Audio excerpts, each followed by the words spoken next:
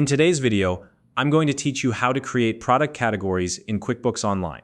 If you're managing inventory or organizing products and services in QuickBooks Online, setting up product categories is a great way to keep everything streamlined and easy to find. By grouping your items into categories, you can save time, reduce errors, and get a clearer picture of your business finances. Whether you're just starting out or looking to improve your workflow, this step-by-step guide will walk you through the process.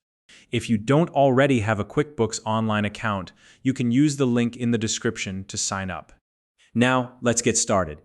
First, log into your QuickBooks Online account. Once you're on the main dashboard, look to the upper right corner of your screen. You'll see a small gear icon. This is your settings menu. Go ahead and click on that gear icon to open the drop-down menu.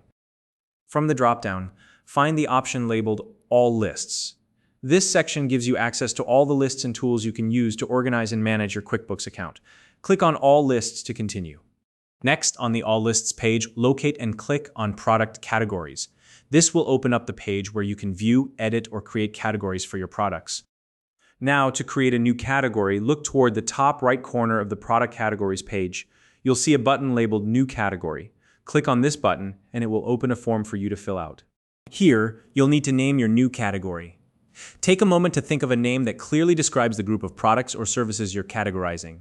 For example, if you're running a bakery, you might create categories like cakes, pastries, or beverages. Use a name that's simple, consistent, and easy to recognize. Once you've entered the name, double-check to make sure it looks correct.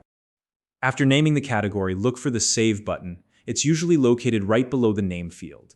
Click Save to add your new category to the list. And that's it.